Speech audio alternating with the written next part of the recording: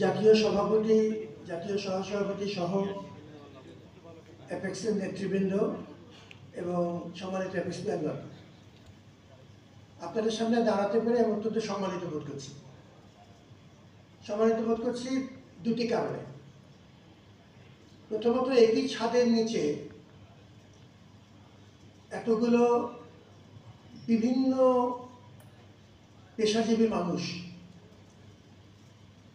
শুধুমাত্র সমাজ সেবার ব্রত নিয়ে একসাথে হওয়াটা একটি বিরল ঘটনা।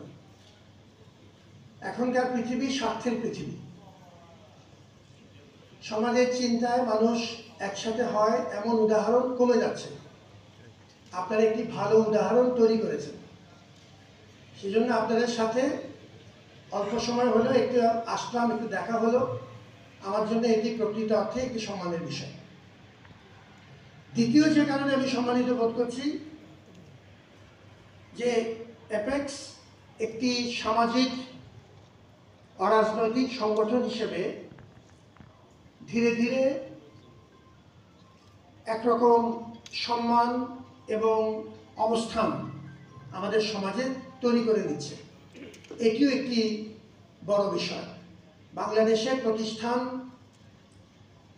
স্থায়িত্বশীল করা অত্যন্ত কঠিন কাজ। আপনারা যারা প্রতিষ্ঠান চালিয়েছেন, প্রতিষ্ঠানের সাথে জড়িত আছেন বিভিন্ন পর্যায়ে, এটি নিশ্চয়ই আপনারা জানেন। সেই হিসাবে অ্যাপেক্স এখনও যে আপনারা ধরে রাখতে পেরেছেন এবং সুনামের সাথে জাতীয় পর্যায়ে স্কুলিংয়ের মতো একটি মেজর কনভেনশন আয়োজন করতে পারছেন, সেটিও একটি বড় ঘটনা। এবং সেই ঘটনায় আমরা ব্যক্তিগতভাবে উপস্থিত থাকলাম, সাক্ষী থাকলাম। এটিও আমার জন্য একটি আনন্দের বিষয়। পৃথিবীতে অনেক বড় বড় কাজ স্বেচ্ছাসেবার ভিত্তিতে হয়েছে। স্বেচ্ছাসেবা কিন্তু পৃথিবীতে অনেক বড় প্রতিষ্ঠানের জন্ম দিয়েছে। এই যে শব্দটি ভলান্টিয়ারিং, এটি মোটামুটি 1600 সাল থেকে লেখালেখি হচ্ছে এই বিষয়ে। বেশ পুরানো ঘটনা। কিন্তু ভলান্টিয়ারিংয়ের বড় বিষয়গুলো ঘটেছে 19 শতাব্দীতে।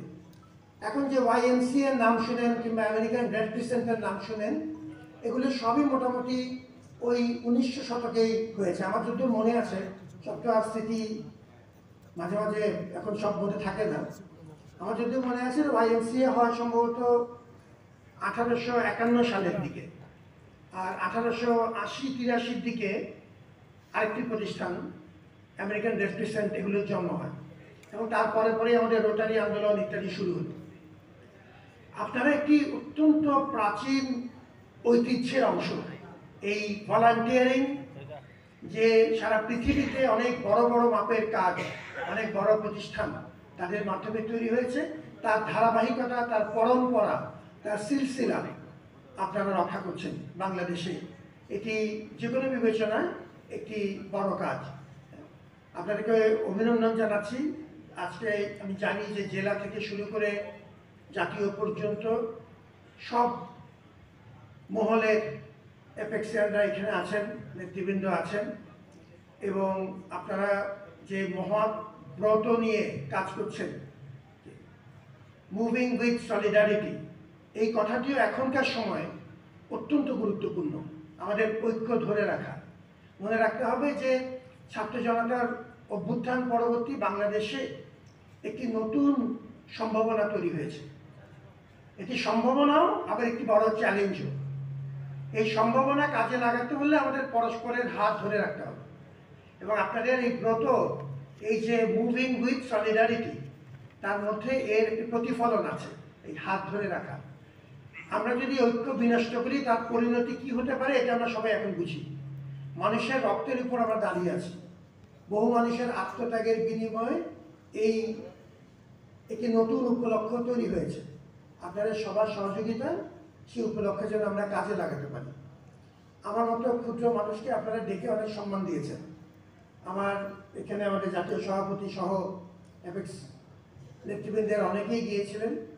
আপনারা জানেন যে এখন একটু তুলনামূলকভাবে একটা কঠিন সময় সারা দেশ অতিক্রম করছে। আর ঢাকা বিশ্ববিদ্যালয় তো সবাই জানেন যে এটি জাতীয় প্রতিষ্ঠান, আপনারা সবার প্রতিষ্ঠান, সর্বজনতার প্রতিষ্ঠান। এর মধ্যে এখন আমরা ছাত্রদের নির্বাচনের প্রস্তুতি নিচ্ছি। ডাকসু আপনারা জানেন, অনেকগুলো বড় মাপের কাজ একসাথে চলছে। আমি আসলে আরেকটি মিটিং থেকে বেরিয়ে এসেছি শুধু আপনাদের সাথে একটু দেখা করে একটু সম্মান জানানোর জন্য। আমাকে এখনই চলে যেতে হবে, আমার এই অবজ্ঞতা ক্ষমা করবেন। একটা এই ধরনের বড় আয়োজনে একরকম অনুষ্ঠানগুলির একরকম ক্রম আছে, ধারাবাহিকতা আছে। হঠাৎ করে কেউ মধ্যে সেই ধারাবাহিকতা নষ্ট করে এলে অসুবিধা হয়, আমি সেটা বুঝি এবং আমি ক্ষমা প্রার্থী।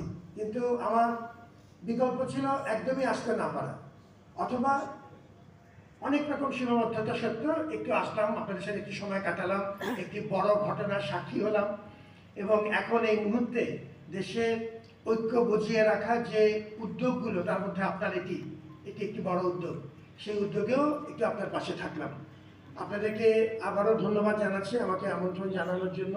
মঞ্চে উপবিষ্ট অনেকে আছেন যারা যে কোনো বিবেচনায় আমাদের অত্যন্ত শ্রদ্ধাভাজন মানুষ, অগ্রজ মানুষ। আপনাদের সবাইকে ঢাকা বিশ্ববিদ্যালয়ে স্বাগতম জানাই। আমি দলীয় রাজনীতির বাইরের মানুষ, রাজনীতি আমাকে আকর্ষণ করে আমার কোনো আগ্রহ নেই রাজনীতিতে। সুতরাং আমার দরজা আপনাদের জন্য সবসময় খোলা, জাতি ধর্ম নির্বিশেষে, রাজনীতি নির্বিশেষে। ঢাকা বিশ্ববিদ্যালয়কে আমরা সর্বজনতার বিশ্ববিদ্যালয় করতে চাই। আপনাদের সহযোগিতা দরকার এবং যে কোনো সময় অ্যাপেক্সের পাশে যদি দাঁড়ানোর কোনো সুযোগ হয়, প্রয়োজন হয়, আমরা অবশ্যই আপনাদের সাথে থাকবো। আপনাদের এবং আপনাদের পরিবারবর্গের জন্য আমার সালাম এবং শুভেচ্ছা। আমরা আশা করি যে এই ভালো উদ্যোগ আমরা যার যার পরিসর থেকে চালিয়ে নিতে পারবো। আমাদের এই দেশটা অনেক আশা নিয়ে আমাদের দিকে তাকিয়ে থাকবে। আমাদের মা যার যার পর্যায় থেকে আপনারা যেমন দায়িত্ব পালন করছেন, একটু ভালো উদাহরণ তৈরি করছেন, আমরাও আমাদের পর্যায় থেকে এই দায়িত্ব পালন করতে চাই এবং আপনাদের এবং আমাদের যেন এই ঐক্য অটুট থাকে।